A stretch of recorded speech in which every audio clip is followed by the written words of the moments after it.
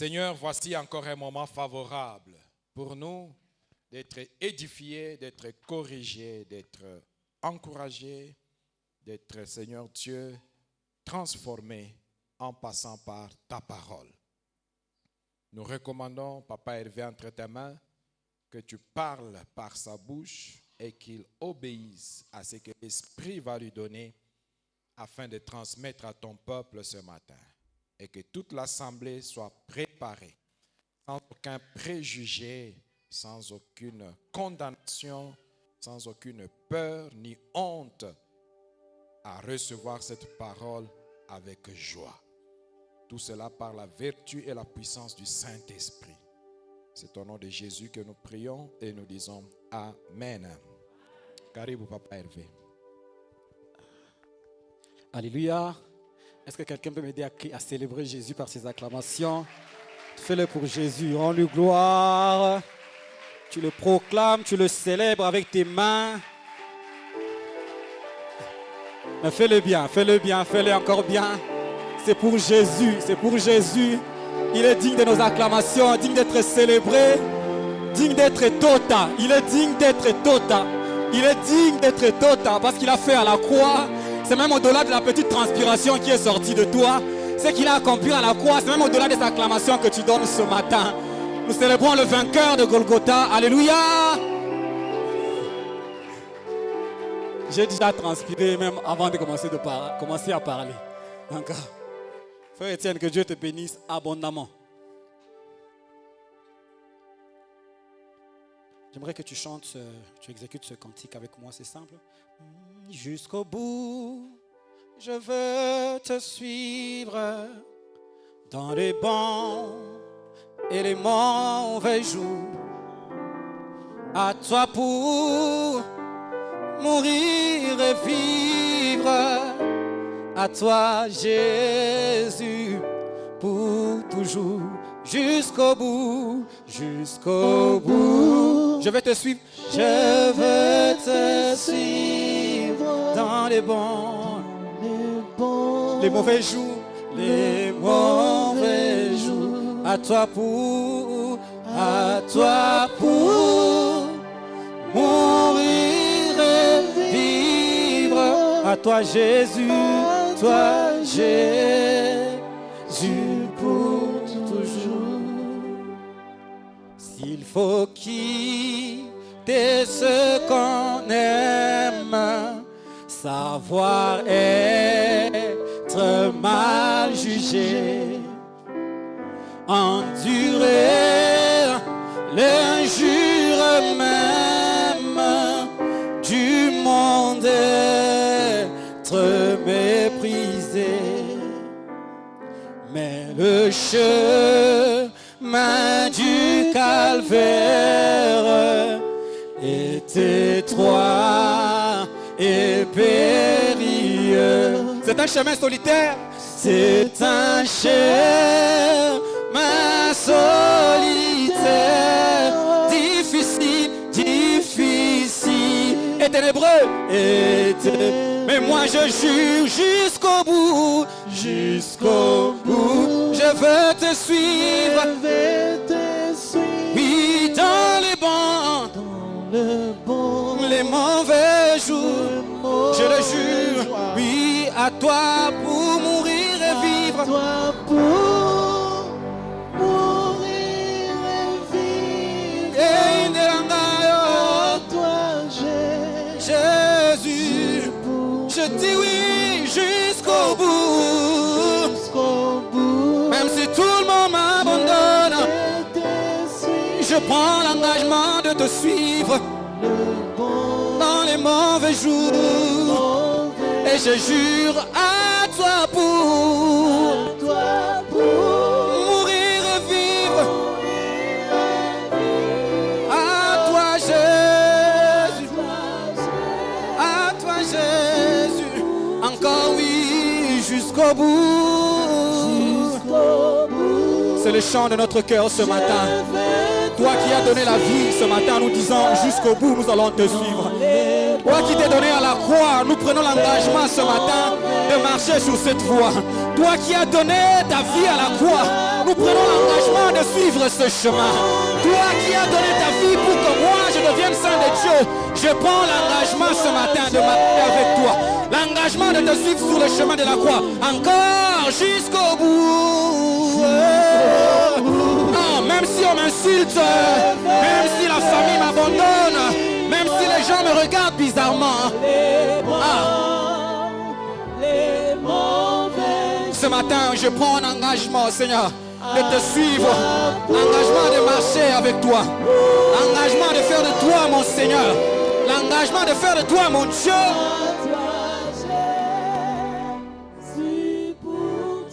Je voudrais juste pendant une minute, si quelqu'un peut juste prier à la lumière de ce chant.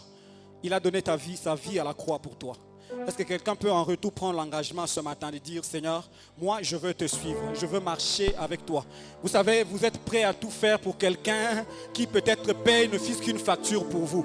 Vous êtes prêt à obéir à quelqu'un qui peut-être juste vous fait un petit bien.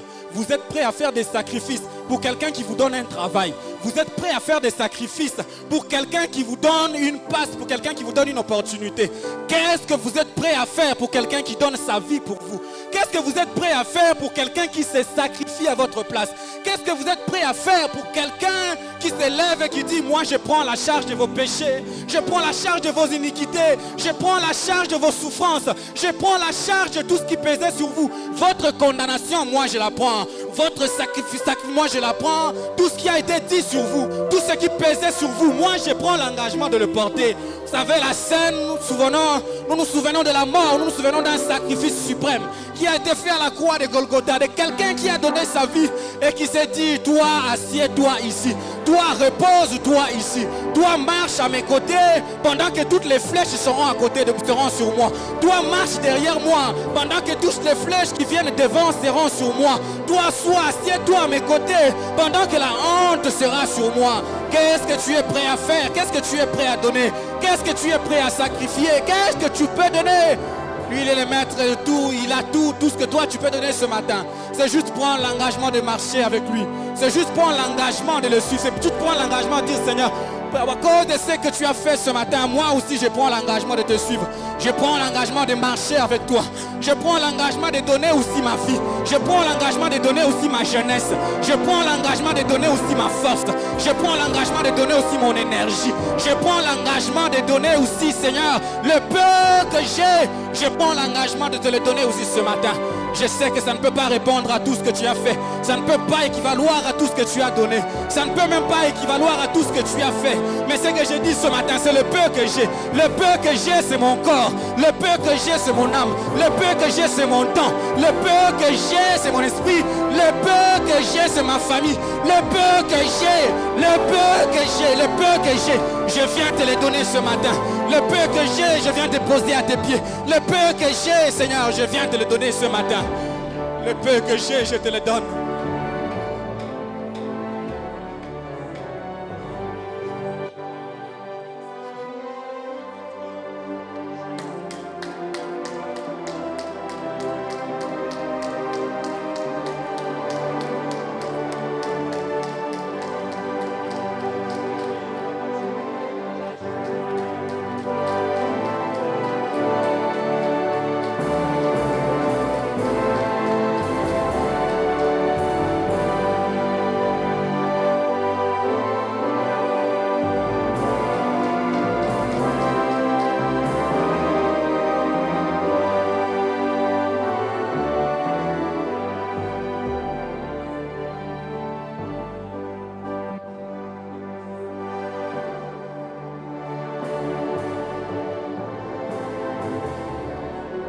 Que tout s'écroule à côté de moi, je te suivrai, Seigneur.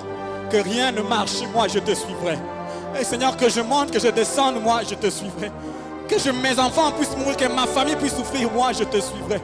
Éternel Dieu, ce ne sont pas mes sacrifices qui feront que je puisse te suivre, non, non.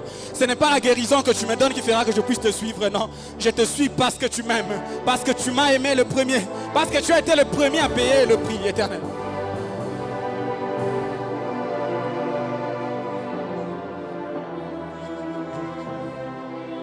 Merci Jésus, merci Jésus, merci Jésus, merci Jésus, merci Jésus, merci Jésus, merci Jésus, merci Jésus, merci Jésus, merci Jésus, merci Jésus.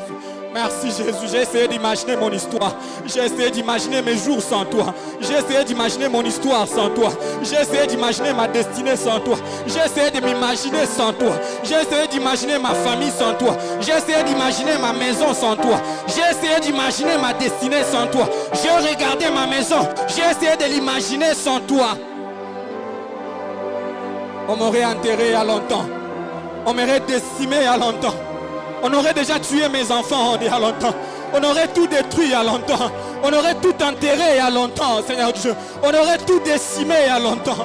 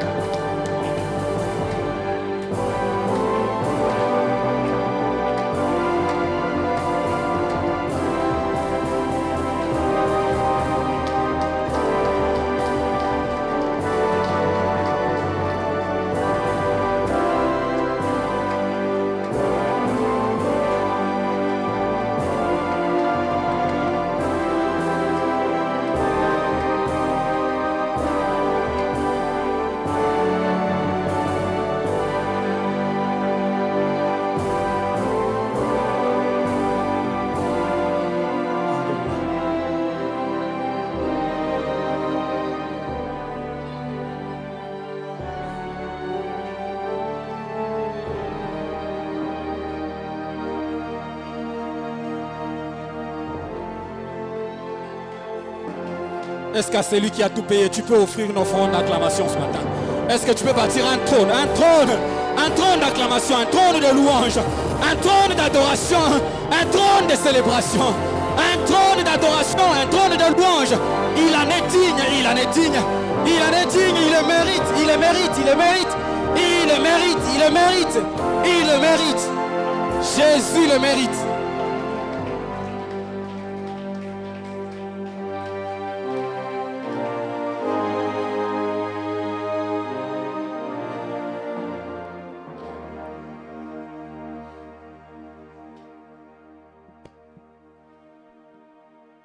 J'aimerais que tu gardes cette atmosphère, garde cette soif pour qu'à la fin de notre moment de partage, qu'ensemble nous puissions prier encore et nous écrouler encore à ses pieds.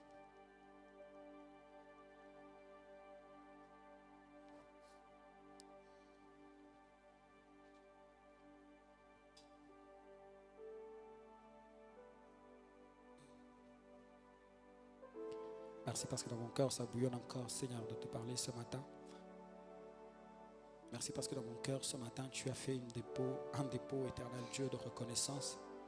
Depuis le début de ce culte, on ne parlait que de reconnaissance à Jésus, de reconnaissance pour l'œuvre de la croix.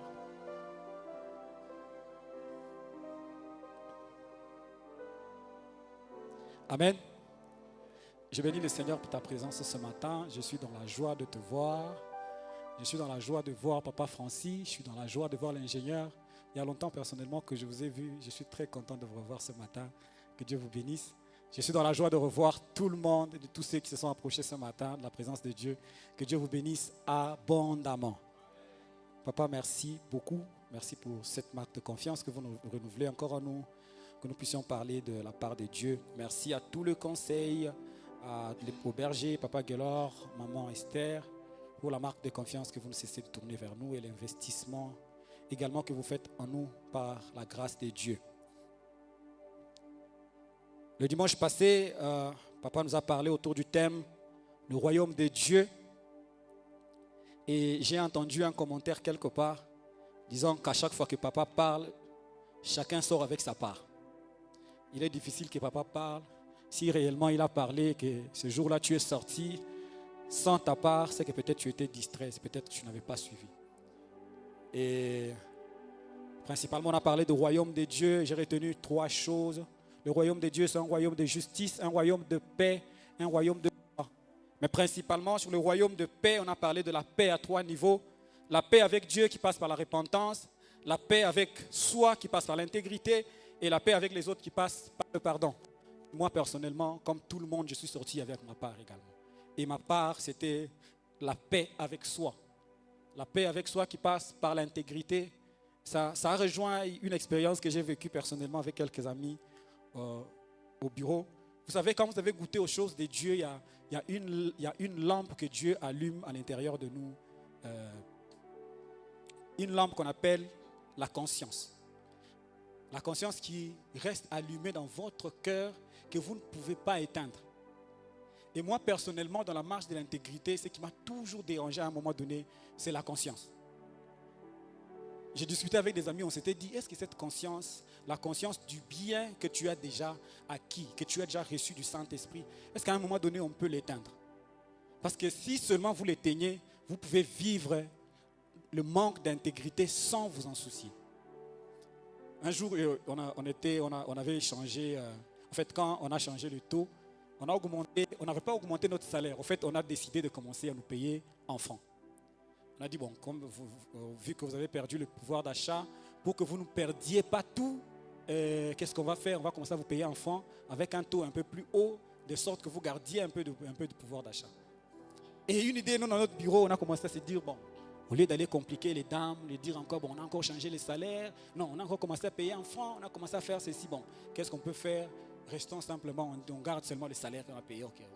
On dit, si on me paye $800, si on me paye $1000, si on me paye 1200, je vais juste lui dire qu'on nous a payé 1200 et puis c'est tout. Mais quelque part, la conscience a commencé à me dire que malgré que vous vous êtes entendus, vous avez discuté entre vous et vous vous êtes dit que bon, ça ne change rien. Moi, personnellement, j'avais dit, je n'ai pas d'autres femmes, je n'ai pas de femmes à côté, donc tout ce que je gagne va entrer dans la maison. Donc même si j'ai gardé un peu de francs, peut-être en changeant les dollars, même si j'ai gardé un peu de francs, un peu de francs qui va rester là, ça va toujours entrer dans la maison. Donc ça va toujours revenir à la maison. Donc en réalité, je n'ai pas menti. En réalité, je n'ai pas trompé. Et voilà, on s'est consolé et puis on est sorti. Et heureusement, je travaille avec des serviteurs de Dieu. Il y a un qui est chez le pasteur Lambalamba, il y a un qui est chez la borne. On revient le matin, mais bizarrement, on se rend compte que chacun avait déjà dit à sa femme qu'on commençait à payer en francs. J'ai demandé, tu as dit, mon cher, j'ai dit. Comment tu as dit? Il a dit, tu sais, on avait discuté, on avait conclu qu'on va dire que c'est en dollars, mais que depuis que j'ai parti, il y a quelque chose qui me disait là à l'intérieur que non. Bien, ce que tu as dit là, tu penses que tu as raison, mais en réalité, tu n'as pas raison. J'ai dit, mais c'est quoi? C'est la conscience. Et on sait qu'on a commencé à dire, on a dit, cette conscience-là, si on pouvait l'éteindre, en tout cas, on peut marcher dans le mal, on peut vivre dans la médiocrité sans s'en rendre compte. Et donc moi, la balle perdue que j'ai reçue ce jour, c'était sur l'intégrité. Et moi, j'ai décidé de ne jamais éteindre la conscience en moi. Jamais éteindre la conscience en moi. Jamais. Quand elle me parle, je tourne toujours mon esprit pour l'écouter. Quand elle me reproche, je tourne toujours mon esprit pour l'écouter. Et je voudrais que ça soit le partage de quelqu'un également ce matin. N'éteignez pas la lampe de votre conscience, parce que c'est la part de Dieu qui demeure encore en vous. Et ce matin, nous allons nous exhorter également autour d'un conflit. Un conflit dans la marche avec le Seigneur. Vous savez, à chaque fois que vous suivez un maître, à chaque fois que vous suivez un Seigneur, il fixe des normes, il fixe des procédures, la manière dont vous devez travailler avec lui, la manière dont vous devez marcher à côté de lui, qu'est-ce que vous devez faire et qu'est-ce que vous ne devez pas faire. Mais malheureusement, avec la nature humaine, on a toujours tendance à désobéir. Je ne sais pas pourquoi. On était en train de rire un jour avec des amis, on marche avec quelqu'un, quand tu dis quelque chose, il commence d'abord par dire non. Donc, même s'il va comprendre, tout ce que toi tu veux dire après. Et, mon cher, est-ce qu'on a coupé son bongo? Non. Au lobby, je vais me donner l'argent. Donc, il commence d'abord par dire non. Et après, maintenant, il va entendre ce que toi tu as dit. C'est un peu de la nature humaine. On a tendance à aller à l'encontre de ce qui est fixé comme norme. On n'aime pas souvent être encadré. Et ce matin, nous allons également revenir sur un conflit qu'il y a dans les Écritures. Nous allons prendre nos Bibles. Nous sommes dans le livre de Luc, chapitre 9. Nous allons commencer par Luc 9, verset 23. Nous allons lire également Luc 14, 25 et 27. Le berger nous a dit la fois passée que lorsqu'on lit la parole de Dieu, on a copié ce qui est de l'autre côté. Lorsqu'on dit lisons la parole de Dieu, sans demander qu'on se lève, pour honorer la parole de Dieu tous ensemble, on se tient levé et on va lire. J'aimerais que chacun le lise dans sa Bible. On ne va pas lire le Luc 14, j'aimerais qu'on lise juste le Luc 9, 23. Qu'on le lise tous ensemble et à haute voix. Je vais compter jusqu'à 3 et jusqu'à 3, tous nous allons lire. 1, 2, 3. Puis il dit à tous, si quelqu'un veut venir après moi, qu'il renonce à lui-même et qu'il se charge chaque jour de sa croix et qu'il me suive. Luc 14, 25, 27, la Bible dit, des grandes foules faisaient route avec Jésus. Il se retourna et leur dit, si quelqu'un vient à moi et s'il n'est pas son père, sa mère, sa femme, ses enfants, ses frères et ses sœurs, et même sa propre vie, il ne peut être mon disciple. Et quiconque ne porte pas sa croix et ne me suit pas, ne peut être mon disciple. Amen. On peut s'asseoir. Ces portions d'écriture sont souvent utilisées pour nous enseigner le prix du discipulat. Le prix pour être un disciple. Et je veux éclairer une petite lanterne ici. Le mot disciple ne désigne pas une catégorie particulière des chrétiens ou des enfants de Dieu. Je sais qu'aujourd'hui, il y a une explosion des titres, une explosion d'appellations au milieu des chrétiens, une explosion des grades. De telle enseigne qu'on a transformé des expressions parfois qui étaient tout simples, qui désignaient des réalités toutes simples, qui sont devenues des mots. Quand vous les entendez, vous vous dites, mais quand vous entendez bishop, qu'est-ce que ça vous dit? Quand vous entendez bishop, ça vous dit quoi? Quand vous entendez archibishop, ça vous dit quoi?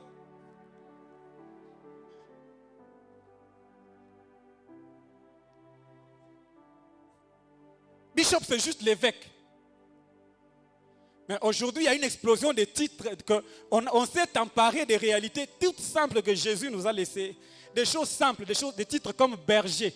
Des gens ont transformé cela, c'est devenu comme des grades. Et l'un des termes qui en souffle, c'est le disciple. Aujourd'hui, le mot disciple, c'est une catégorie. En fait, ça donne l'image telle que les gens le considèrent. Vous allez voir sur des affiches, vous allez quelque part, on cite prophète tel, diacre tel, apôtre tel, et on dit disciple tel. Maintenant, moi je me dis, quand on dit par exemple disciple Esther, nous vous présentons disciple Esther Mpengele. Bon, moi je me dis, nous qui sommes dans la salle, nous sommes qui? C'est un enseignement sectaire de dire que être disciple, que le terme disciple désigne une catégorie particulière des chrétiens, une catégorie particulière de croyants. On ne peut suivre Jésus, on ne peut être de Jésus sans être disciple de Christ. Tu ne peux être de Jésus si tu n'es pas disciple de Jésus. La grande commission qui nous a laissé dans Matthieu 28, 19, il dit, allez faire de toutes les nations des disciples. Donc nous faisons des disciples. J'ai rencontré quelqu'un qui pris dans une secte quelque part. Je vais lever mon micro, je lève mon micro pour que ça ne s'entende pas de l'autre côté. Vous connaissez, ça s'appelle Djeba Tchani, quelque chose comme ça. Il me dit, chez eux, il y a des croyants, il y a des chrétiens, il y a des disciples. Donc si toi tu as reçu Jésus aujourd'hui, tu n'es pas encore disciple. Toi tu es encore croyant. Si tu passes 10 ans à l'église, peut-être tu peux devenir chrétien. Et si tu passes encore peut-être 15 ans, peut-être que tu peux devenir disciple. C'est contre l'évangile. À ceux qui l'ont reçu, il a donné le pouvoir de devenir enfant de Dieu. Et tout enfant de Dieu est disciple de Christ. Tu ne peux être enfant de Dieu si tu n'es pas disciple de Christ.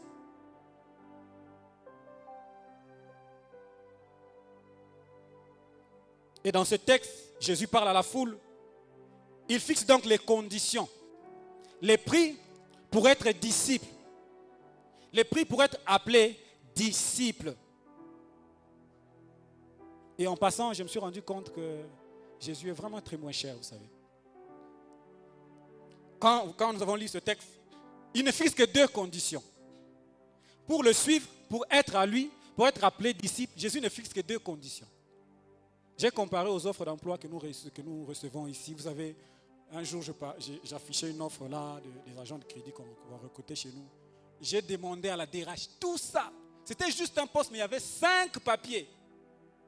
Donc si tu lis 5 papiers, il y a combien de conditions? Juste pour un travail qu'on va te payer peut-être $300, peut-être $400. Mais quand nous suivons Christ, il dit, qu'est-ce que nous recevons? Au centuple, tout ce que nous avons abandonné pour lui. Et au-delà de ça, la vie éternelle. Mais pour tout ça, il n'a fixé que 2 conditions. 2. Le premier, c'est lequel? C'est le renoncement. Faire de Jésus la priorité des priorités, au-delà de toi-même. Renoncer à toi-même. Et la deuxième des conditions, porter sa croix et le suivre. N'est-ce pas, c'est simple? N'est-ce pas, c'est simple? Très très simple. 2 conditions seulement. Mais ce matin, c'est la deuxième condition qui nous intéresse. À cette condition, Jésus dit, quiconque ne porte pas sa croix et ne me suit pas, ne peut être mon disciple. Et le thème de notre message ce matin, nous l'avons intitulé la théologie de la croix. La théologie de la croix. Mais avant de continuer également, j'aimerais juste décrisper un peu, décomplexer le terme théologie. Parce que je sais qu'il y en a qui peuvent se sentir intimidés juste le fait qu'on a dit théologie de la croix. Se dit, mais waouh, aujourd'hui, qu'est-ce qu'il s'agit encore? Est-ce que je vais même entendre? Est-ce que je vais même comprendre ce qui se dit? Au milieu de nous, chrétiens évangéliques, le mot théologie est devenu un peu intimidant. Intimidant, c'est juste à cause souvent de l'ignorance. Voilà pourquoi moi je voudrais juste avant de commencer décomplexer un peu ce terme-là. Nous sommes au milieu des excellents. Je n'aimerais pas que des termes, des simples termes pareils nous intimident ou des simples termes pareils nous fassent passer à côté de la grâce de Dieu. Le mot théologie dans son sens le plus simple, dans son sens le plus simple, veut juste dire étude de Dieu ou l'étude des choses de Dieu, simplement. Et donc chacun de nous ici fait de la théologie d'une manière ou d'une autre. La théologie, ce n'est pas nécessairement des grandes études. Quand tu ouvres ta Bible chaque matin, quand tu cherches à trouver l'interprétation, la révélation qu'il y a dans un passage, tu fais de la théologie, tu fais une étude. Quand tu fais une étude biblique, tu fais de la théologie. Nous faisons de la théologie sous cette chair, tous les dimanches, de la modération jusqu'à la prédication. Parce que nous amenons les gens à l'interprétation de la parole de Dieu. C'est de la théologie. C'est simplement ça. Et donc, que personne ne nous intimide et ne nous laissons pas également intimider. Nous sommes des excellents. Et ce matin, nous allons faire une étude divine, spirituelle de la croix. Nous allons faire la théologie de la croix. Et je disais donc, sur la deuxième condition, Jésus dit, quiconque ne porte pas sa croix et ne me suit pas, ne peut être mon disciple. Dans l'évangile de Matthieu, il est écrit, quiconque ne porte pas sa croix et ne me suit pas, n'est pas digne de moi. Il n'est pas digne de moi. C'est-à-dire, il ne peut être attaché à mon image. Il ne peut être lié à moi. Il ne peut être compté parmi les miens. Quand un père dit à son enfant, tu n'es pas digne de moi, il veut dire, tu ne me représentes pas vraiment. Tu ne portes pas mon image, tu ne portes pas mes valeurs. Et Christ dit, ceux qui ne portent pas leur croix et qui ne le suivent pas ne sont pas dignes de lui. Ils ne lui ressemblent pas. Ils ne sont pas comme lui.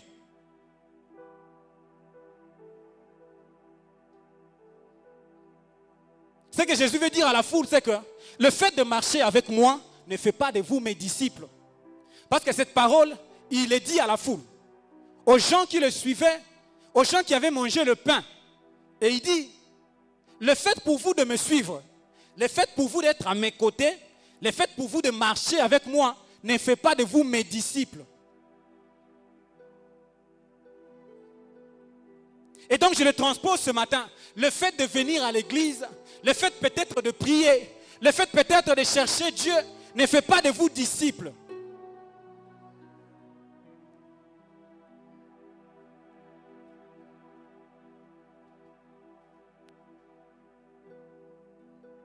Le fait que vous marchiez avec moi, le fait que vous me suivez, si nombreux que vous êtes, ne fait pas de vous mes disciples. Pourquoi? Parce qu'actuellement, il y a beaucoup de raisons pour lesquelles vous pouvez me suivre. Auprès de moi, il y a les miracles qui s'opèrent. Et donc, votre infirmité, votre maladie, votre souffrance peut faire que vous me suiviez. Mais le fait que vous me suiviez à cause de votre souffrance ne fait pas de vous mon disciple. Actuellement, auprès de moi, les pains sont multipliés. Et donc, votre faim peut faire que vous me suiviez. Donc, à cause de votre souffrance, vous pouvez me suivre. À cause de votre faim, de votre soif, vous pouvez me suivre. Mais cela ne fait pas de vous mon disciple. Et même le fait que je vous ai donné du pain, le fait que je vous ai donné à boire, ne fait pas de vous mes disciples. D'ailleurs, mon père et moi, on a développé l'habitude de donner gratuitement. Il fait pleuvoir sur tous, les bons et les mauvais. Et donc le fait pour toi de recevoir la pluie ne fait pas de toi disciple.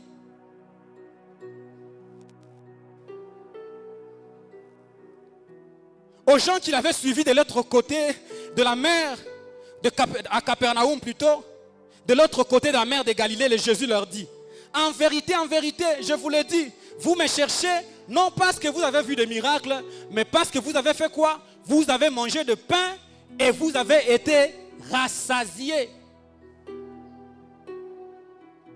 Souvenez-vous de l'aveugle de Jéricho. Dans Luc 18, 43, la Bible dit, à l'instant, il recouvra la vue et il fait quoi? Il suivit Jésus. Mais le fait pour lui de suivre Jésus, parmi les 12 disciples de Jésus, on n'a jamais cité l'aveugle de Jéricho. Donc le fait que je vous ai guéri, le fait que je vous ai restauré, ne fait pas de vous mon disciple. Votre guérison, les miracles que vous avez vécus auprès de moi, ne fait pas de vous mon disciple. Ce n'est pas parce que je vous ai guéri que vous vous dites que vous êtes mon disciple.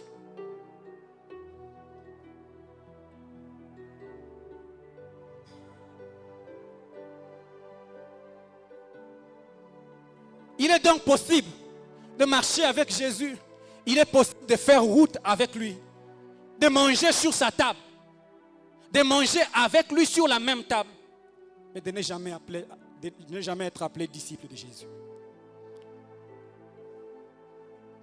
Car marcher avec lui simplement ne suffit pas.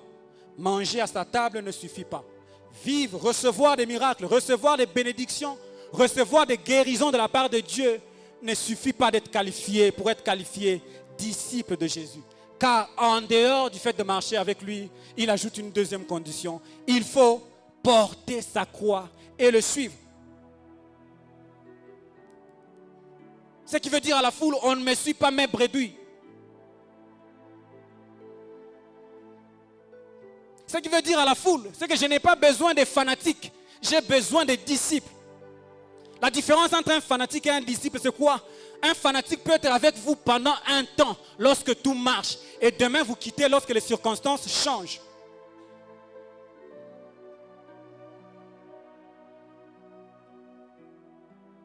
La foule fanatique peut vous appeler Seigneur, Maître aujourd'hui parce qu'ils ont mangé du pain. Mais demain, ils vont quand même demander Barabbas.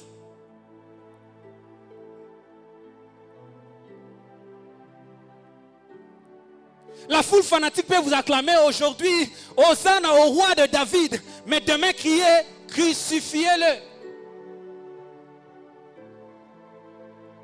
Voilà pourquoi Jésus dit, je n'ai pas besoin des fanatiques, mais j'ai besoin des disciples. Pour me suivre, je n'ai pas besoin des fanatiques, je n'ai pas besoin de la foule, mais j'ai besoin des disciples. Et ce matin, je vais me tourner vers quelqu'un qui a un appel, quelqu'un qui a un appel de Dieu, un ministère. Fais attention à l'agitation de la foule. Fais attention au mouvement de la foule. Je sais qu'aujourd'hui, le monde a privilégié la quantité à la qualité. Je sais qu'aujourd'hui, le monde a mis devant le sold out. Ton discours a de sens, a de la valeur que lorsque tu fais sold out. Lorsque tu n'as pas fait sold out, ton discours, ton événement n'a pas de valeur. Parce que le monde a mis devant la quantité à la qualité. Mais Christ met devant la qualité plutôt que la quantité. Vous êtes nombreux, vous me suivez. Mais vous n'êtes pas tous à moi.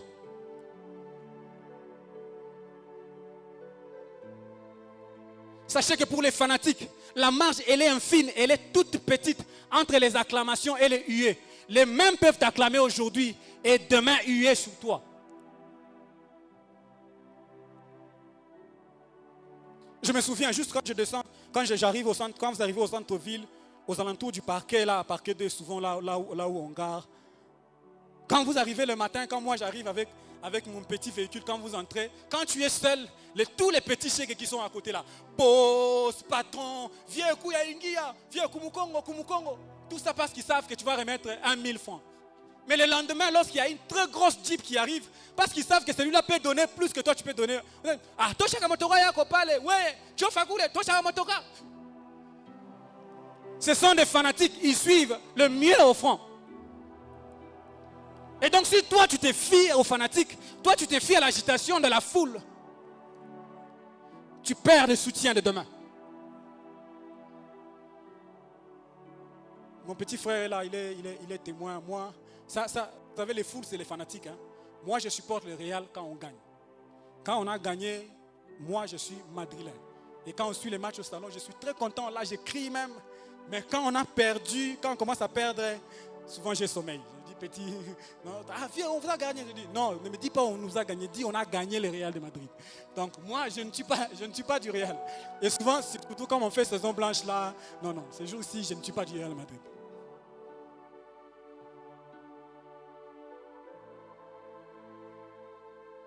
Et ce matin, je vais dire, dans cette église, frères, bâtissons des disciples. Dans cette église, soyons des disciples. Ne soyons pas des fanatiques. Ne soyons pas de la foule.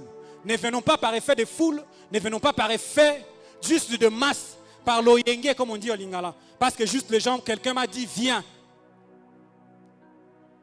Demain, lorsqu'on dira, on a eu les Christian Pengele. Il y a un terme que les Ivoiriens utilisent, vous savez. C'est pas simple. Vous le connaissez? Non. Si je te dis son histoire, c'est pas simple. Si tu es full, tu seras le premier à sortir de cette porte. Dans cette église, soyons des disciples. Soyons des disciples, des femmes engagées à la mission, de ceux qui marchent avec Dieu par conviction du cœur, de ceux qui servent, de ceux qui avancent avec Dieu par quoi? Conviction du cœur.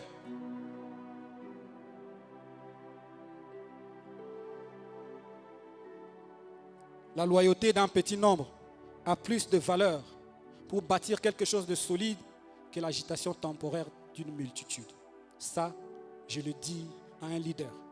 Ça, je le dis à un serviteur. La loyauté d'un petit nombre a plus de la valeur pour bâtir quelque chose de solide que l'agitation temporaire d'une multitude. Et en passant dimanche passé, on avait une réunion avec papa et tous les conseils. On parlait de quelque chose sur Papa Guélor, voilà, et tout ça. On a parlé. Et on s'est tourné vers lui-même. On a dit, Papa Guélor, qu'est-ce que vous-même vous en dites? Papa Guélor, que Dieu vous bénisse. J'ai été béni par des paroles qui sont sorties de sa bouche. Il dit, je suis serviteur de Dieu et serviteur de l'homme de Dieu. Vous savez, ce sont des paroles. Je me suis retourné, je me suis dit, Seigneur, est-ce que si on avait posé cette question à moi, est-ce que cette réponse aurait pu sortir de moi? Est-ce que je suis engagé autant? Est-ce que je suis autant disciple? Je suis serviteur de Dieu et serviteur de l'homme de Dieu. Ça veut dire, tout ce que vous voulez là, faites. Où vous voulez envoyer, dites, je vais partir. Si c'est sous la pluie, là, tu vas me dire, sous la pluie, va faire ce que tu as à faire là. Je vais aller le faire. Ça va dire alors que Dieu vous bénisse abondamment. Cette parole, elle m'a fortifié. Je suis sorti avec ça et c'est resté en moi parce que je m'étais rendu compte que je n'étais pas autant engagé. Je m'étais rendu compte que je n'étais pas autant disciple et que si cette question-là, par hasard, je me rappelle, c'est maman qui avait posé la question. Si cette question, par hasard, maman s'était retournée vers moi, elle m'avait posé cette question, non, je n'aurais pas sorti une réponse avec aussi grande sagesse, non. Que Dieu vous bénisse abondamment, papa. Soyons des disciples, frères. Et Jésus dit, les disciples, ils font quoi? Ils portent la croix et ils suivent le maître. Les disciples ne marchent pas comme la foule. Les disciples ne suivent pas Jésus à cause du miracle. Pendant que la foule porte sa faim, pendant que la foule porte sa soif pour suivre Jésus, le disciple porte sa croix pour suivre Christ. Et pour comprendre l'expression porter la croix, parce que Jésus utilise souvent des images quand il parle, il faut se référer à deux choses. La première des choses, c'est le timing, le moment où ces choses sont dites, et la deuxième des choses, c'est le contexte. En fait, le contexte de son époque. En ce qui concerne le timing où cette phrase est sortie, elle est essentielle pour la comprendre. Parce qu'avant de leur parler de leur croix, Jésus leur parle d'abord de sa propre croix. Il dit, Matthieu chapitre 16, verset 21. Dès lors, Jésus commença à faire connaître à ses disciples qu'il fallait qu'il allât à Jérusalem, qu'il souffrit beaucoup de la part des anciens, des principaux sacrificateurs et des scribes, qu'il fut mis à mort et qu'il ressuscita le troisième jour. Alors, au verset 24, il va ajouter, alors Jésus dit à ses disciples, si quelqu'un veut venir après moi, qu'il renonce à lui-même, qu'il se charge de sa croix et qu'il me suive. Ce qui veut dire, c'est quoi? Moi-même, je porte ma croix. Moi-même, je porte ma croix qui est en train de m'amener à la mort, qui est en train de m'amener à la crucifixion, qui est en train de m'amener au sacrifice. Et mes disciples, qu'est-ce qu'ils font? Ils me suivent sur ce chemin. Mes disciples me suivent sur ce chemin de la croix.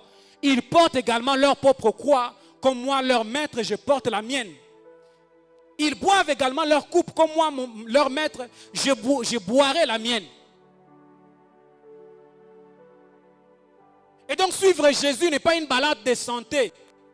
Suivre Jésus, ce n'est pas une symphonie de miracles. Suivre Jésus, c'est une mission. C'est un appel avec ses sacrifices, mais également ses bénéfices. Et particulièrement quand on parle, et tout le temps qu'on a toujours parlé de l'expression porter sa croix et suivre Jésus, j'ai toujours remarqué qu'il y a un accent particulier qui a toujours été mis sur la souffrance, sur le prix qu'il y a à payer. Et c'est ça qui fait qu'à chaque fois qu'on parle de porter sa croix et suivre Jésus, souvent ça nous fait peur, souvent ça nous décourage un peu, souvent ça nous refroidit. Pourquoi? Parce qu'on voit le prix à payer, on voit le sacrifice, on voit la mort, on voit la douleur, on voit les flagelles, on voit les blessures, on ne voit que tout ça. Mais ce matin, je viens vous dire que dans cette douleur, dans ces sacrifices, il y a aussi des bénéfices. Dans cette douleur-là, il y a aussi de la joie. Dans cette mort-là, il y a aussi la vie. Dans cette souffrance-là aussi, il y a aussi des célébrations.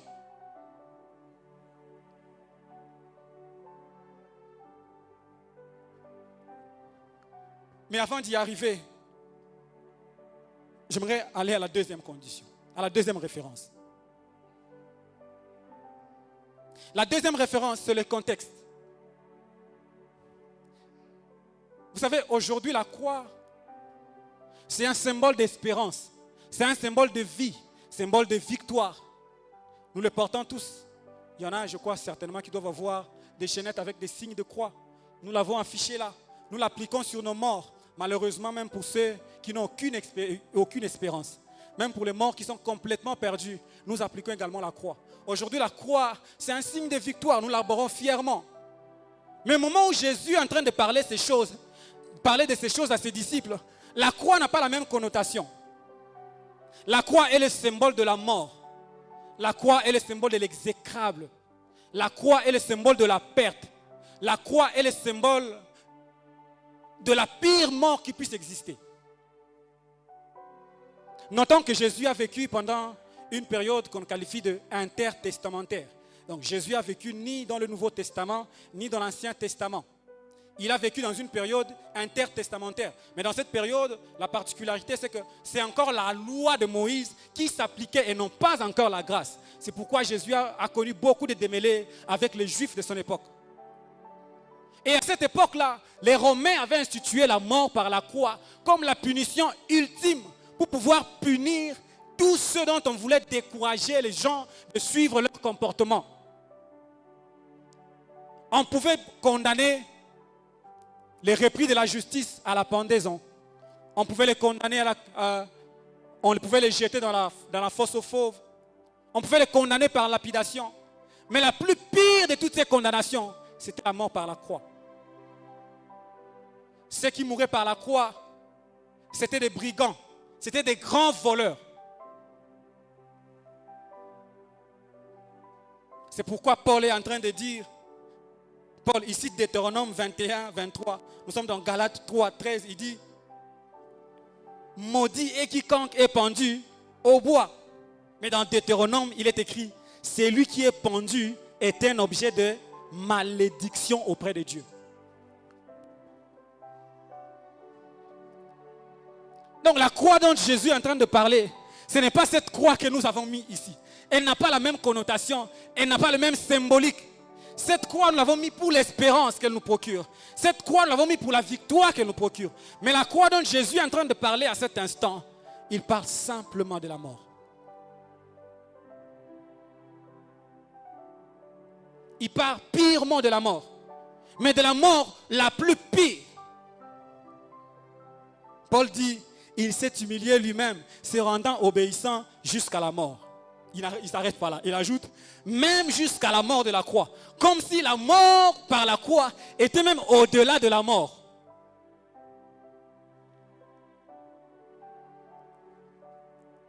Et c'est de cette croix-là que Jésus est en train de parler.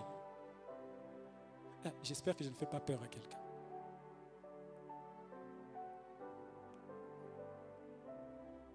Et moi, j'ai qualifié ça d'une double mort. Parce que la première mort, c'est le renoncement. Jésus appelle à deux conditions. Le renoncement, c'est la mort en toi-même. Renoncer à tes ambitions, renoncer à tes valeurs, renoncer à la quête de tes propres intérêts. C'est quelque part les tuer. Mais c'est les tuer pour toi. Quand tu renonces à tes ambitions, c'est intérieur à toi. Mais porter la croix, c'est mourir également pour les autres. Donc Jésus ne nous demande pas de mourir seulement pour nous-mêmes. Nous devons également mourir pour les autres. Parce que la croix, on la porte à l'extérieur.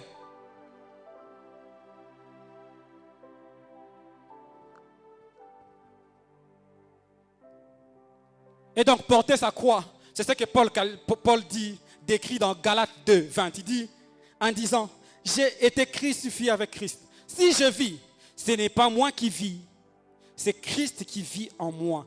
Et si je vis maintenant dans la chair, je vis dans la foi au Fils de Dieu qui m'a aimé et qui s'est livré lui-même pour moi. Pour moi-même, pour le monde et pour vous qui me voyez, je n'existe plus. Je suis déjà mort. Mon corps est déjà mort. Et donc si vous voyez mes mains bouger encore, c'est parce qu'il y a quelqu'un qui habite en moi. Il y a quelqu'un qui demeure maintenant en moi. Et donc c'est lui maintenant qui agite mon corps. C'est lui maintenant qui conduit mes pas. C'est lui qui bouge mes mains. C'est lui qui bouge mes yeux. Et donc si je regarde comme je peux regarder aujourd'hui, c'est parce que c'est lui qui regarde en moi. Si je peux parler comme je parle aujourd'hui, parce que c'est lui qui parle en moi.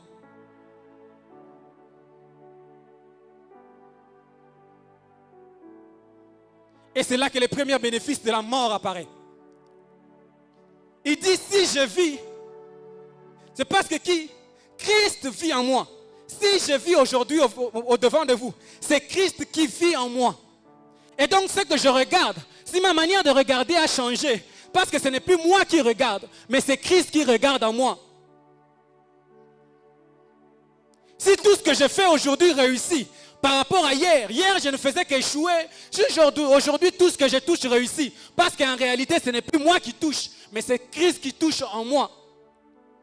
Si mes paroles bénissent aujourd'hui, alors que hier mes paroles maudissaient, si ma bouche et mes mains aujourd'hui sont en train d'apporter la vie, alors que mes mains hier apportaient de la méchanceté, j'étais en train de dominer, j'étais en train de tuer ceux qui croyaient, ceux qui servaient le Seigneur. Si aujourd'hui mes mains sont en train de bénir, si aujourd'hui ma bouche est en train de bénir, parce que ce n'est plus moi, mais c'est Christ qui bénit en moi.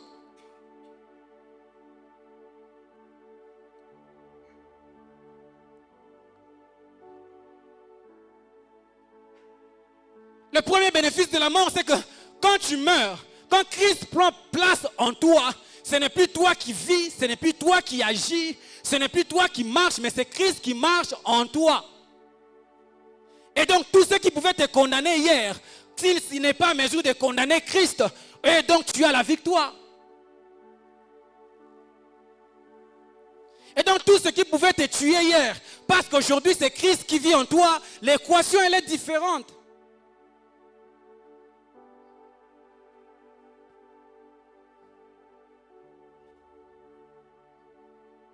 S'il y avait des ennemis qui pouvaient te vaincre hier, mais si aujourd'hui la situation a changé, parce que tu n'avances plus seul, quand ils viennent, ils ne voient plus toi, ils ne voient plus les faibles qu'ils voyaient hier, ils ne voient plus les petits faibles qu'ils voyaient hier, ils voient quelqu'un d'autre. Ils voient un lion qui se tient debout.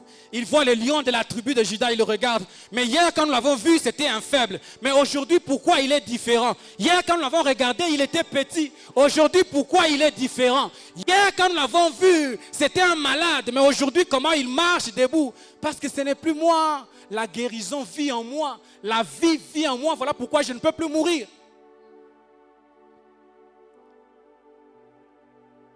Mais pourquoi est-ce que je vous parle de la mort ce matin? Pourquoi est-ce que je nous parle de la mort ce matin? Je vous dis, ce n'est rien, ce n'est même pas une coïncidence de la scène. Je n'avais même pas pensé quand j'étais en train de... Quand l'Esprit me parlait, quand j'écrivais ce message, je n'avais même pas pensé à la scène. Je n'avais même pas dit que ce dimanche tomberait un dimanche de Sainte Seine où on parle de la mort et la résurrection de Christ. Non, pas du tout. Pourquoi je nous parle de la mort ce matin?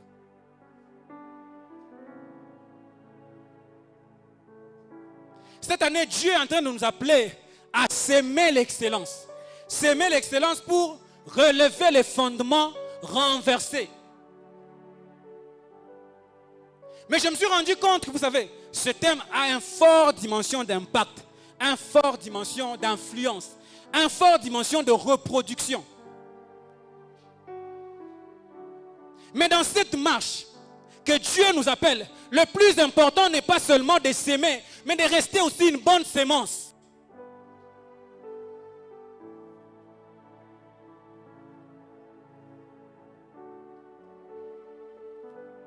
Dieu t'appelle à s'aimer l'excellence.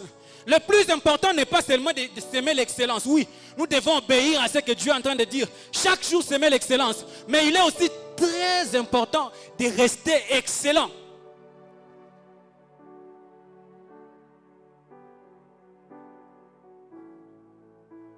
Pourquoi est-ce que le disciple doit porter la croix? Parce qu'en fait, en réalité, la croix nous fait ressembler à Christ.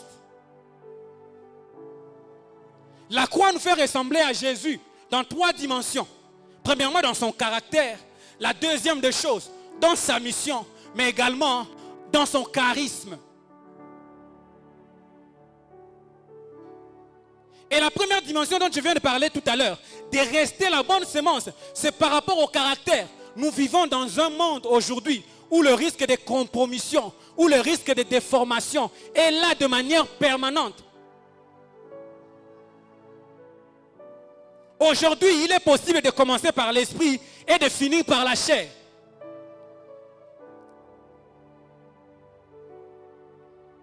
Aujourd'hui, il est possible de commencer excellent et de finir médiocre. La première des choses, quand Christ nous dit de porter notre croix et le suivre, pourquoi? C'est parce que la croix nous fait ressembler au caractère de Christ, à l'image de Christ. Pourquoi? Il dit, celui qui veut me suivre, il fait quoi? Il porte sa croix chaque jour.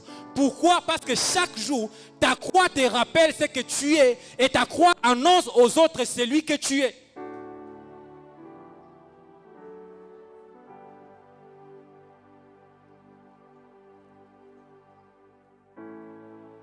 Celui qui porte sa croix chaque jour, il se rappelle en lui-même, il se rappelle à son esprit, mais il annonce également autour de lui, à tous ceux qui le voient, qui il est. Ta croix te rappelle et ta croix annonce aux autres qui tu es.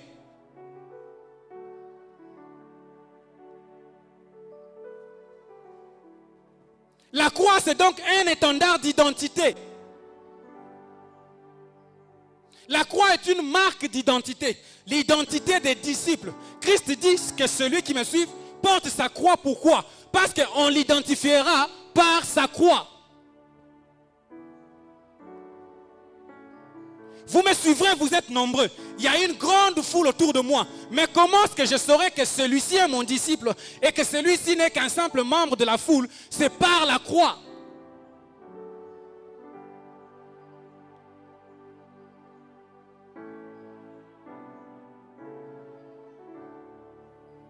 La symbolique de porter la croix que Jésus est en train d'utiliser dans ce texte, je l'ai peut-être dit ici, je ne sais pas si peut-être ici ou ailleurs.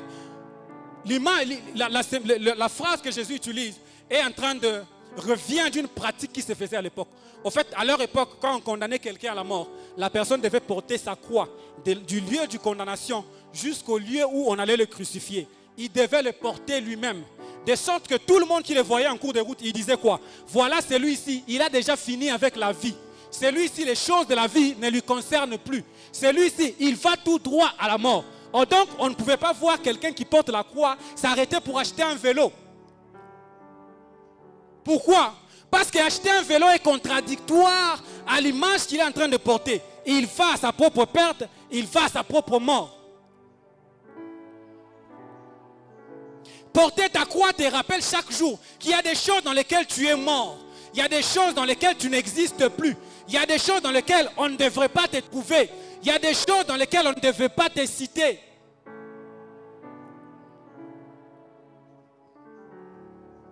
Porter la croix annonce aux autres ton identité.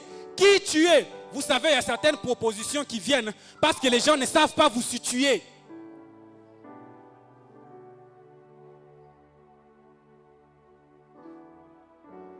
Qui peut se lever un bon matin et se présenter devant le pasteur Christian et dire: papa, en tout cas, je suis passé quelque part, j'ai vu de l'argent. J'ai vraiment vu de l'argent sur votre avenue. Est-ce qu'on peut aller voler ensemble? Qui se tiendrait et qui viendrait le faire? Pourquoi tu ne le feras pas? C'est à cause de ce que tu vois, à cause de ce que tu connais. Quand on ne sait pas qui tu es, quand on ne sait pas voir qui tu es, il y a certaines propositions qu'on va te faire. On va te demander d'aller voler ensemble. On va te demander: allons prostituer, allons faire ceci, parce qu'on ne sait pas te situer. La différence entre la foule et le disciple, c'est que la foule porte la croix et on sait l'identifier. La croix que Christ nous demande de porter, c'est l'étendard de notre identité. Le monde le voit. Et moi je te dis ce matin, si le monde physique le voit, même le monde spirituel aussi le voit.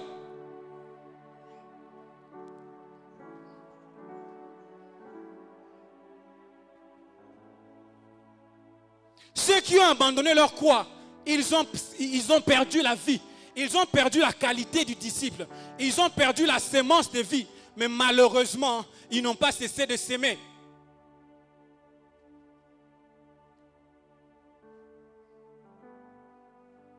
Dans ce monde, frère, le risque de corruption est permanent. Il est possible de commencer par l'esprit et de finir par la chair. Il est possible. Mais pour éviter tout ça, qu'est-ce que Christ nous recommande? Il dit: porte ta croix chaque jour. Porte ta croix chaque jour, de sorte que ta croix te rappelle ton identité. Ta croix te rappelle, quand tu veux poser un pas, la croix te dit: non, non, ces choses-là ne sont plus liées à ta nature.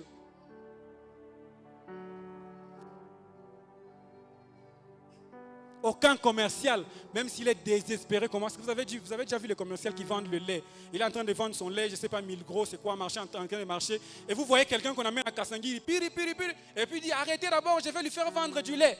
Non. Parce qu'il sait que les choses qu'il vend sont incompatibles à la nature de celui qui va à la tombe.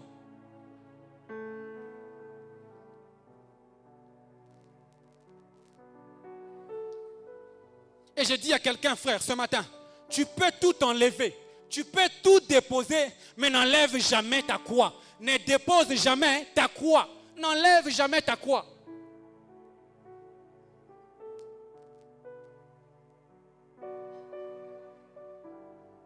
Paul est en train de dire, soyez mes imitateurs, frères, et portez les regards sur ceux qui marchent selon le modèle que vous avez en nous. Car il y en a plusieurs qui marchent en ennemis de la croix de Christ. Je vous en ai souvent parlé. J'en parle maintenant encore, en pleurant. Pourquoi il pleure? Parce qu'un semeur dénaturé ne peut semer que une semence corrompue. Une semence corrompue ne peut jamais produire l'excellence. Tu veux semer l'excellence, tâche de rester excellent. Mais qu'est-ce qui te permettra de rester excellent? C'est porter ta croix chaque jour. Les semeurs de l'excellence sont des porteurs de la croix. Ce sont des gens qui n'abandonnent pas leur croix. Des gens qui ont crucifié leur chair.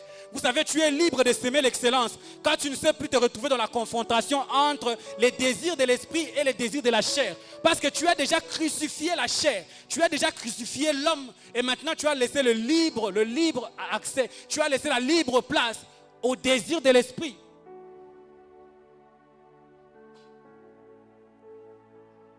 Jacques dit, un figuier, mes frères, peut-il produire des olives ou une vigne de figues? De l'eau salée ne peut pas non plus produire de l'eau douce.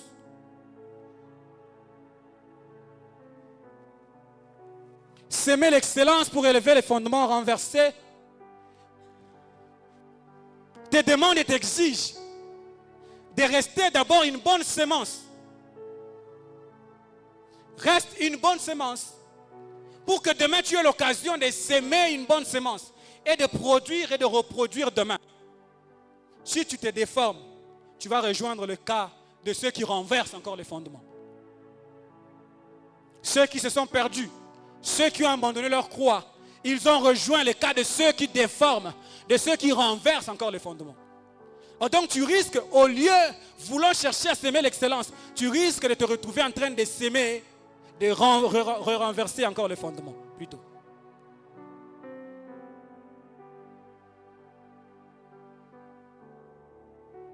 Donc le tout premier aspect de mon message ce matin, tâche de rester une bonne semence. Et pour y arriver, Christ dit, porte ta croix chaque jour. Porte ta croix chaque jour, cela te rappellera qui tu es, mais également t'empêchera des tentations des autres. Les autres ne viendront pas te faire des propositions bizarres, parce qu'ils savent qui tu es. Ils savent avec toi comment se tenir, avec toi comment marcher, avec toi comment parler. Il y a certaines personnes, je vous dis, dans certaines réunions, on ne dit pas certaines choses quand ils sont là. Il y a certaines personnes, on ne dit pas certaines choses en leur présence.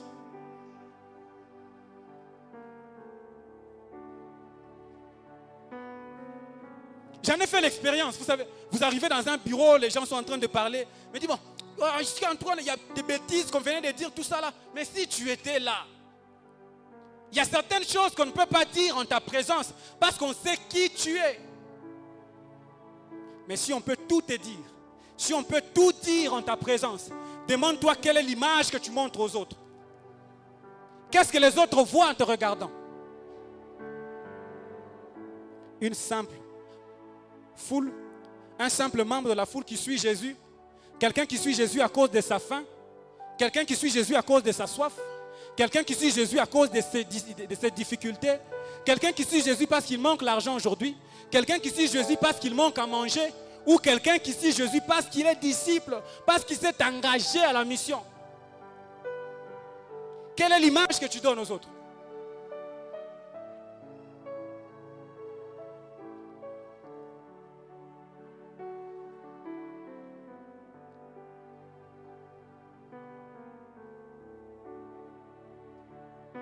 L'autre bénéfice de la croix est un outil de charisme.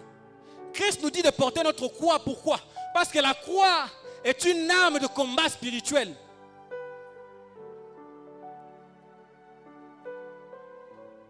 Si le monde sait que ceux qui portent la croix sont différents, le monde spirituel aussi sait que ceux qui portent la croix, ils sont différents.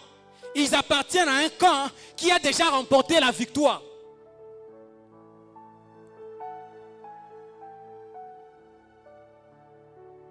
Il n'y a pas de triomphe sans la croix. Il n'y a pas de victoire sans la croix. Il n'y a pas de domination. Il n'y a pas de puissance. Il n'y a pas d'autorité. Et je vais même ajouter, il n'y a pas d'onction sans la croix. Il n'y a pas d'onction sans la croix, frère. Le Saint-Esprit, c'est l'esprit de mort, pas l'esprit de vivant.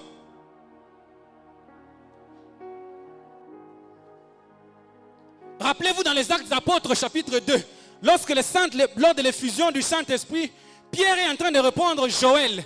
Il dit, c'est ici, c'est que Joël avait dit, au dernier jour, je ferai quoi? Je répandrai de mon esprit sur toute chair. Mais j'aime ce qui suit au verset 18. Il dit quoi? Sur mes serviteurs et sur mes servantes. Donc je ne répandrai pas le Saint-Esprit sur vous tous qui êtes là. Mais je répandrai mon esprit sur qui? Sur mes serviteurs et sur mes servantes. Je répandrai mon esprit sur mes disciples. C'est pourquoi ils vont lui dire à la fin, ils disent, quand ils avaient eu le cœur touché, qu'est-ce qu'ils vont lui dire? Mais qu'est-ce que nous devons faire? Qu'est-ce que nous allons faire? Et Pierre dit quoi? Venez, commencez par être baptisés, commencez par être renouvelés. Donc, mourrez d'abord, lorsque vous serez ressuscités, alors vous recevrez le Saint-Esprit. L'Esprit, le Saint-Esprit, c'est l'esprit de mort, ce n'est pas l'esprit des vivants, de ceux qui vivent encore dans la chair. La nature de l'esprit est incompatible à ceux qui ne portent pas la croix. Le Saint-Esprit n'est pas réservé à la foule, elle est réservée aux disciples.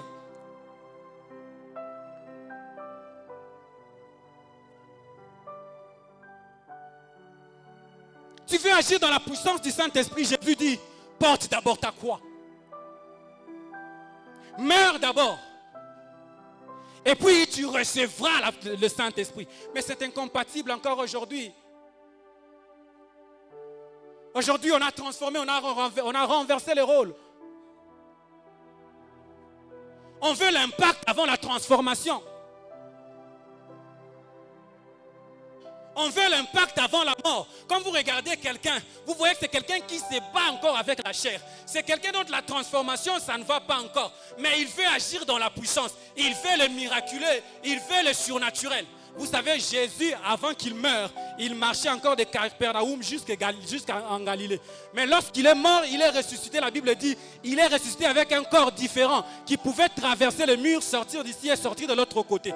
Il marchait dans le surnaturel après être ressuscité de la mort. Il n'y a que ceux qui meurent et qui reviennent à la vie qui peuvent marcher dans le surnaturel. Tant que tu vis encore dans la chair est réservée au naturel.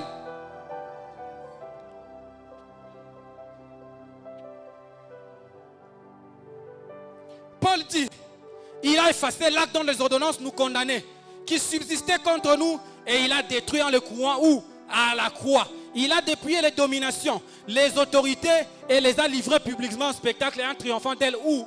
À la croix. Il n'y a pas de puissance sans la croix, il n'y a pas de victoire sans la croix. Quand Jésus dit, portez votre croix, c'est parce qu'il veut faire de vous des victorieux. Vous marchez dans le camp de la victoire. Quand vous marchez, l'ennemi regarde, il dit non, celui-là, on m'a déjà vaincu pour lui. Celui-là, je ne peux pas le toucher. Celui-là, je ne peux pas toucher à ses enfants. Vous savez, aujourd'hui, quand nous marchons dans nos véhicules, nous avons tous des fanions. Nous marchons avec des fanions même si nous ne sommes pas des magistrats. Nous marchons avec des plaques spéciaux. Pourquoi? Parce qu'on évite les perturbations en cours de route. On ne veut pas que les PCR puissent nous perturber. Pourquoi? Parce que quand il va regarder les fanions, il va dire non, celui-là appartient à une corporation, donc je ne peux pas agir. Et c'est la même chose. La croix est la plaque d'immatriculation pour les disciples. Quand tu marches avec la croix, l'ennemi te voit de loin, il dit non, celui-là je ne peux pas l'approcher. Quand il approche tout le monde, il te regarde de loin, il dit celui-là je ne peux pas m'avancer. Celui-là, il ne m'appartient pas. Celui-là appartient à celui qui m'a déjà vaincu. La croix est une plaque, une marque de puissance.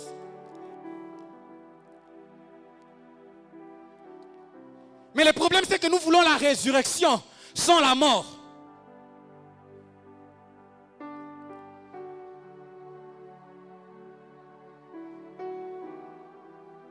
Il y a des gens qui veulent ressusciter. Il y a des gens qui veulent vivre dans la puissance. Il y a des gens qui veulent manifester la gloire, la puissance, mais qui ne veulent pas de la mort. Commence par mourir, alors tu peux ressusciter demain. Parce que la résurrection n'est ressuscitée qu'à ceux qui meurent d'abord. Comment tu n'es pas encore mort, mais tu veux te ressusciter? Tu veux ressusciter de quoi? Vous savez pourquoi Jésus dit aux disciples, dans Marc 16, vers la fin, il dit, pourquoi il dit, voici les miracles qui accompagneront ceux qui auront cru en mon nom. Il dit quand ils imposeront les mains aux malades, il dit ceci. Et puis il dit quand ils buvront des boissons mortelles, même les venins de serpents ne les tuera pas. Pourquoi? Parce qu'ils sont déjà morts. Dans Matthieu, il est en train de dire ceci. Ne craignez pas ceux qui peuvent tuer le corps. Pourquoi? Parce que tu as déjà tué ton propre corps. Il n'a plus rien à faire avec toi. Crains plutôt celui qui tue l'âme. Quand c'est quelqu'un qui porte la croix, il a déjà tué son propre corps. Voilà pourquoi les sorciers n'ont rien à faire avec toi. Parce que ton corps, tu l'as déjà tué. Toi-même, tu l'as déjà tué. Toi-même, tu l'as déjà enterré. Mais eux, ils ne peuvent s'attaquer qu'au corps. Qu'est-ce qu'ils vont faire? Tu veux confondre les ennemis? Tu veux confondre les sorciers? Alors porte ta croix.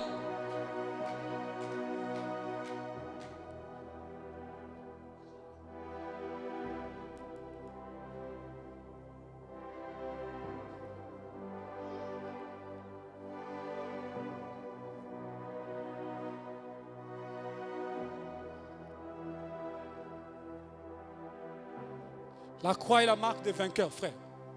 Tu veux être victorieux toute ta vie. Tu veux faire la différence partout où tu pars. Tu veux faire peur au monde des ténèbres. Tu veux que les ennemis te craignent de loin. Porte ta croix.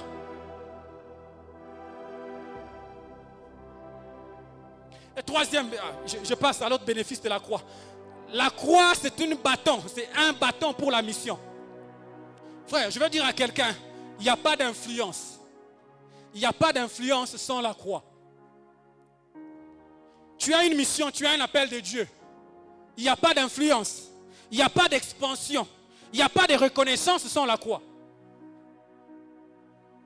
Ceux qui ont forcé l'influence sans la croix, ceux qui ont forcé la reconnaissance sans la croix, demain, ils ont reçu leurs résultats. Nous sommes dans les évangiles. Quand vous allez dans l'évangile, la Bible nous relate la parabole de la multiplication de pain. Voilà, c'est nous qui les appelons comme ça. On l'a qualifié comme ça, la parabole de la multiplication de pain. Matthieu relate 2 paraboles. Dans Matthieu 14, c'est à partir de 16. Matthieu 15, à partir de 32. Et les autres évangiles ne relatent qu'une seule parabole, la multiplication de pain. Mais à travers cette parabole, Jésus est en train de parler de sa propre mort et de son influence et de son impact.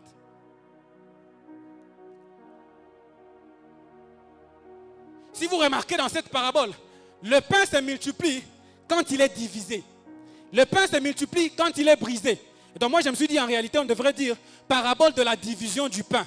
Le pain suffisait à plusieurs quand il était divisé, quand il mourait.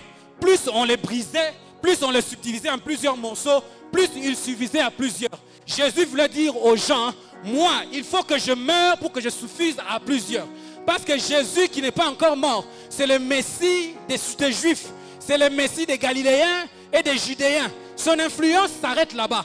Mais le Christ ressuscité est le Seigneur de tous. Plusieurs peuvent le manger, plusieurs peuvent le toucher, plusieurs peuvent être guéris par lui parce qu'il est ressuscité. C'est pourquoi il dit, nous sommes dans Jean 12, 32, 36. Et moi, quand je serai élevé de la terre, j'attirerai tous les hommes à moi. Et par là, la Bible dit, en parlant ainsi, il indiquait de quelle mort il devait mourir. Plus il est brisé, plus il est subdivisé, plus il mourait, plus il suffisait à plusieurs. C'est pourquoi il dit, le grain de sénévé, j'arrive. Nous sommes dans Jean 24. En vérité, je vous le dis, si le grain de blé qui est tombé en terre, s'il ne meurt, il reste seul. Mais s'il meurt, il porte beaucoup de fruits. Donc il y a plus d'impact, il y a plus d'influence dans la mort que dans la vie.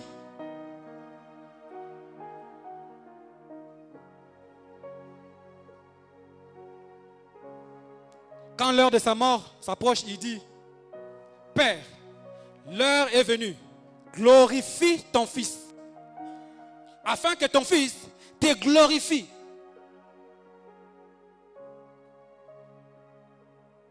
L'heure de la glorification s'est approchée. Pourquoi? Parce qu'il devait mourir. Frère, il n'y a pas de glorification sans crucifixion. La mort précède la gloire. La mort précède l'élévation. La mort précède la puissance. La mort précède la reconnaissance. La mort précède l'impact. La mort précède la reproduction. Tu veux être excellent cette année. Tu veux s'aimer, reproduire de l'excellence. Commence par mourir. Parce qu'il n'y a pas de reproduction sans la mort.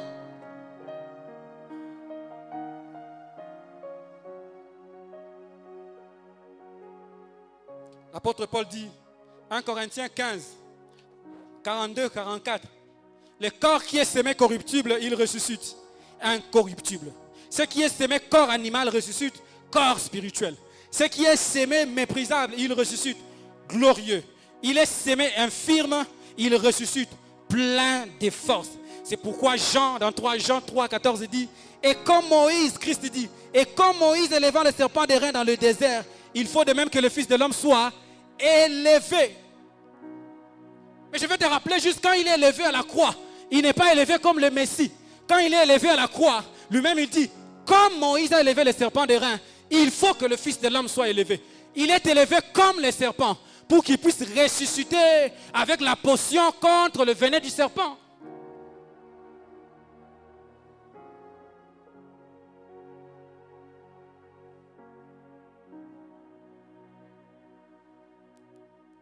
Tu veux de l'influence, frère.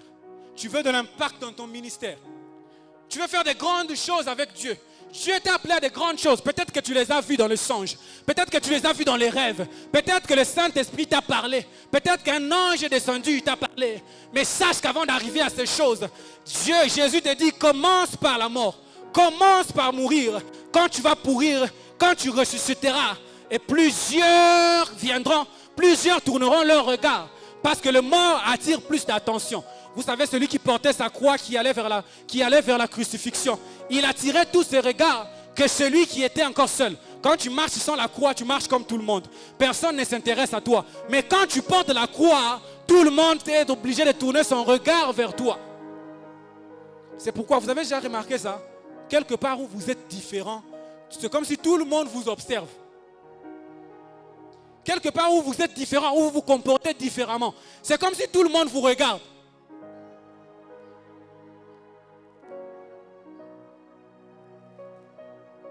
Vous voulez que les yeux se tournent vers vous. Vous voulez que la gloire de Dieu se manifeste. Portez votre croix, alors les regards se tourneront vers vous.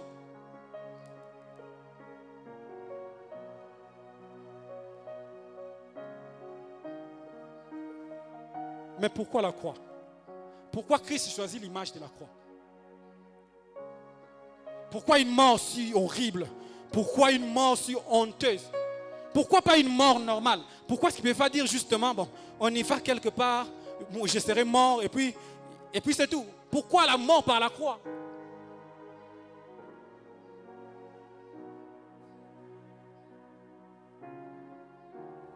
Il choisit la mort par la croix à cause du caractère, de l'impact de la mort par la croix, que la mort normale.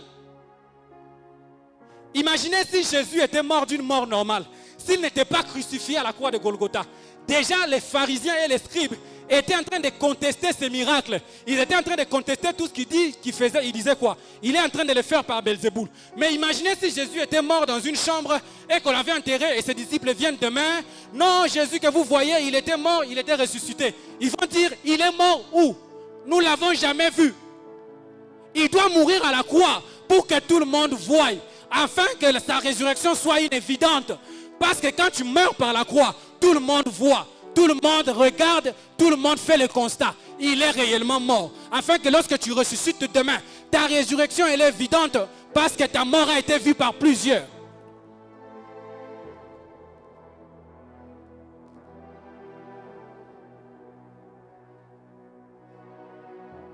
Pourquoi il choisit la mort par la croix?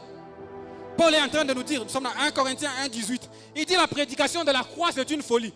Et je vous dis vrai, quand j'étais en train de préparer ce message, il y a un ami dans la salle qui m'a regardé au bureau, qui a vu pendant que j'écrivais à la machine. Il m'a dit, mais toi tu veux parler sur la croix? Ah frère, ce sont des genres de prédications souvent que, en tout cas, ça n'impacte pas. Hein. Tu le sais, non? J'ai dit, bon, c'est ce que Dieu me donne de dire. Qu'est-ce que je vais faire? Vous savez, Paul dit la prédication de la croix est une folie. Elle est une folie pourquoi? Parce que Dieu vous demande de mourir avant de ressusciter. Moi je me dis, mais Seigneur, tu veux m'élever? Pourquoi est-ce que tu ne m'élèves pas directement? Tu me demandes d'abord de mourir. Vous savez, il y a plus d'impact quand vous êtes dans une course. Quand vous êtes dans une course, quand quelqu'un commence derrière les autres commencent là-bas, et quand vous arrivez à la fin et que celui qui a commencé derrière a gagné, cette victoire a plus d'impact que lorsque vous avez commencé sur la même ligne. Voilà pourquoi Jésus ne veut pas que vous puissiez mourir d'une mort normale. Vous devez mourir par la croix pour que tout le monde puisse voir la honte, l'opprobre que ça produit, pour que demain, la gloire qui arrivera, que tout le monde dise, ça c'est la main de Dieu. Que tout le monde dise, ça c'est Dieu, ça ce n'est pas l'homme. Par rapport à ce qui lui est arrivé, par rapport à là où il a commencé. C'est comme si toi tu commences une course en arrière, alors que les autres commencent devant. Et Dieu est l'habitué de ces méthodes. Quand je reviens dans la Bible, je me dis, mais pourquoi Dieu aime ces méthodes? Regardez Israël. Dieu promet à Abraham, il dit à Abraham, je vous donnerai une terre qui est à vous. Mais qu'est-ce qu'il fait? Il commence par prendre Israël et les rendre esclaves. Je me dis, Seigneur, mais un peuple qui n'a pas déjà de terre, c'est pire. Tu les prives encore de sa liberté. Quand tu es esclave, tu ne t'appartiens même plus, tu appartiens à un maître. Mais Dieu, pour donner à Israël la terre, il commence par les reculer en arrière, par devenir esclave. Tu perds ton identité. Après, il commence par restaurer ton identité et après, il te donne une terre. Parce que quand tu arrives dans la terre promise, ta louange elle est différente que quand tu es parti de ta situation normale. Israël rend gloire à Dieu parce qu'il est d'abord parti de l'esclavage à la liberté, et il rend encore gloire à Dieu parce qu'il est parti de la liberté à la terre promise. La louange elle est double. Quand tu pars de ta situation normale, tu n'as qu'un seul chant à chanter.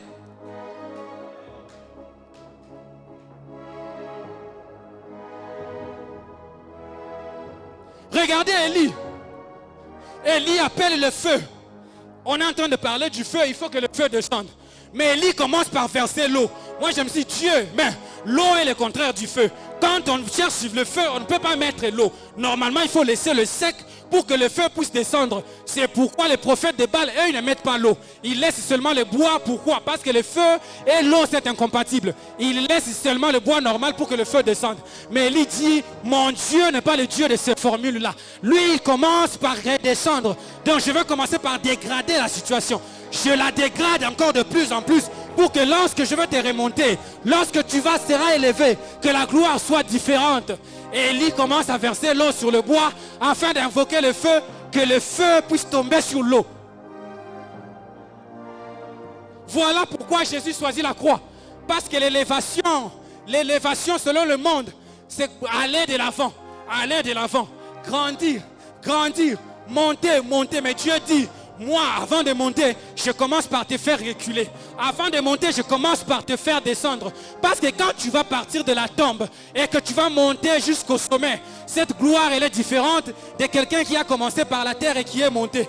Quand tu commences dans la tombe, tu dois d'abord briser le sol. Tu dois briser le poids de la terre qui est sur toi. Quand tu arrives sur le sol, maintenant tu dois encore monter. Mais celui qui est parti sur la terre, il n'a eu aucune force à détruire. Il n'a eu aucun poids à détruire. Voilà pourquoi il commence par la croix.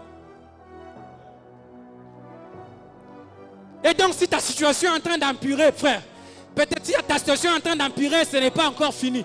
Même si ta situation se détériore, ce n'est pas encore fini.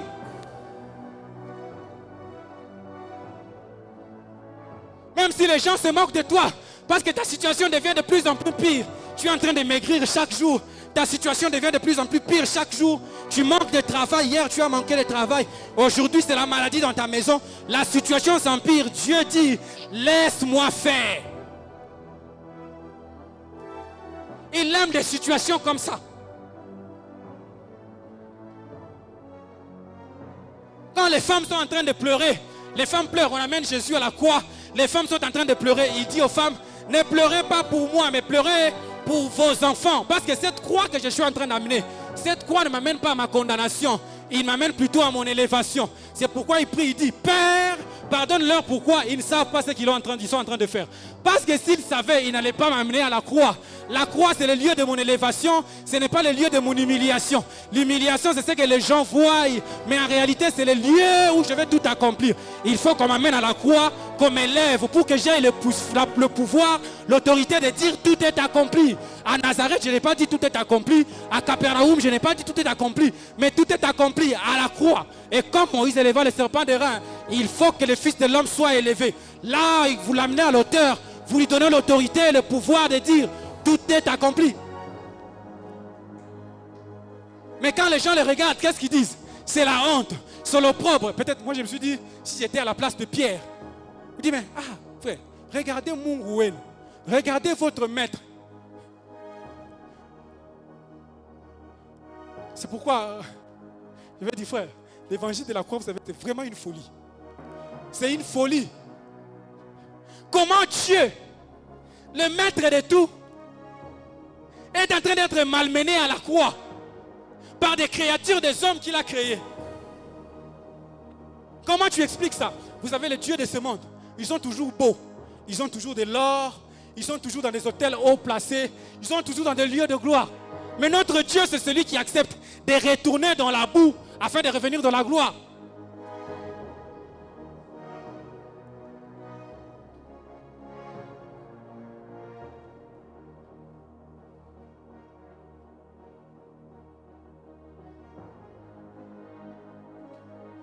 N'aie pas peur de la croix. La croix ne te tuera pas. La croix est faite pour ton élévation. C'est le monde qui voit que la croix t'amène à ta perte. C'est le monde qui voit que la croix t'amène à ta mort. C'est le monde qui voit que la croix t'amène à ta condamnation. Mais ta croix ne t'amène pas à ta condamnation. Il t'amène à ton élévation. Et je suis en train de te dire, la croix n'est pas faite pour que tu y demeures. Jésus est demeuré sur la croix qu'une journée. Après, il devait être enterré pour ressusciter. Dieu ne t'amène pas sur la croix pour que tu y demeures, pour que tu y habites, que tu y installes une demeure. Non.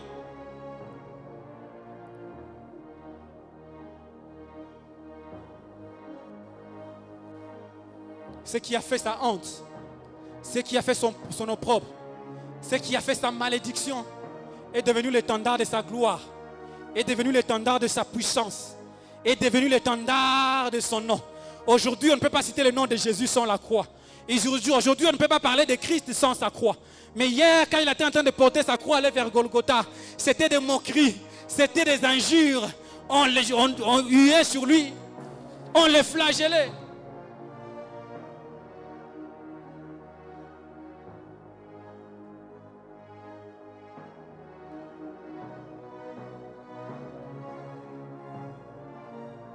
Porte ta croix, frère. Porte ta croix.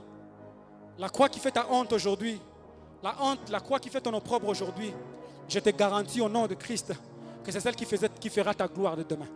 C'est celle qui fera ton élévation de demain. C'est celle qui fera ta puissance de demain. C'est celle qui déterminera ce que toi tu seras demain. Vous savez, la croix est liée à notre destinée. C'est pourquoi Christ dit que chacun porte quoi?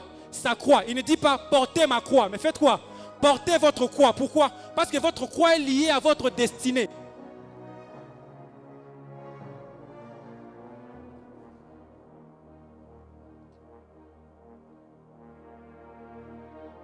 Votre croix est liée à votre histoire. Voilà pourquoi je vais dire à quelqu'un, frère, ne coupe pas ta croix. Ne cherche pas à couper ta croix peut-être pour diminuer ta peine. Ne coupe pas ta croix peut-être par comparaison. Demain, tu manqueras comment traverser les défis de ta vie à cause de la distance, parce que ta croix ne suffira pas. Ta croix, elle est liée à ta destinée. Ma croix, elle est liée à ma destinée. Mon élévation dépendra de la hauteur de ma croix, mais également les contraintes, les difficultés que je rencontrerai en cours de route, les profondeurs des vallées que je traverserai dépendront également de la dimension de ma croix. Et donc si tu coupes ta croix aujourd'hui, demain tu te plaindras encore quand ton élévation sera petite. Plus tu souffres avec Dieu, plus il t'amène loin.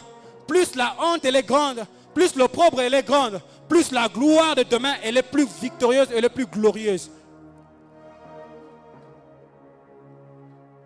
La croix de Christ est liée à son histoire. Voilà pourquoi Paul dit, c'est pourquoi aussi Dieu l'a souverainement élevé et a donné le nom au-dessus de tous les noms.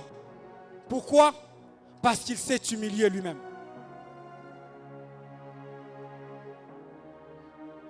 Sois fier de porter la croix.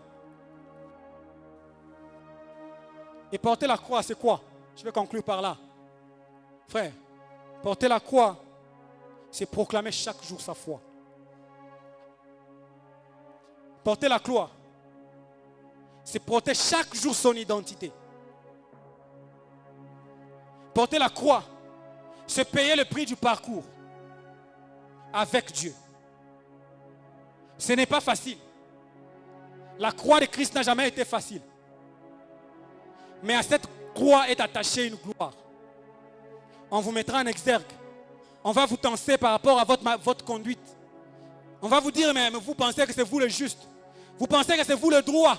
Vous pensez que c'est vous l'homme le plus correct. Vous pensez que c'est vous la sainte Nitouche.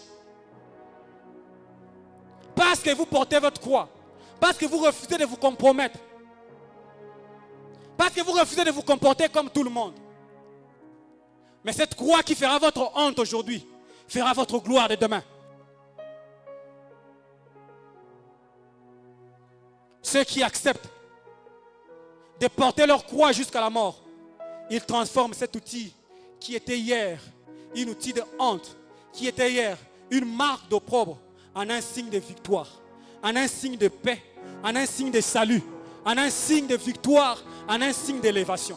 Et donc ta croix que tu portes aujourd'hui, elle est un symbole de honte peut-être pour toi. Elle sera peut-être symbole d'opprobre. Mais si tu persévères, si tu marches avec jusqu'à la mort, tu es capable de changer, de transformer sa symbolique. Et demain, ceux qui étaient en train de rire acclameront. Demain, ceux qui étaient en train de huer, ils vont pousser des cris de joie. Quand ils verront là où ta croix t'a placé, quand là, ils verront là où Dieu t'a emmené.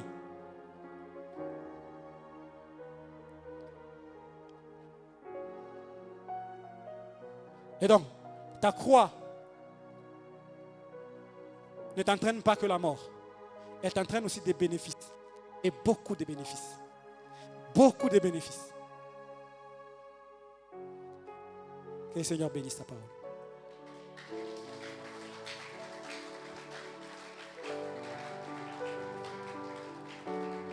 J'aimerais un moment qu'on revienne sur ce chant qu'on a fait au début.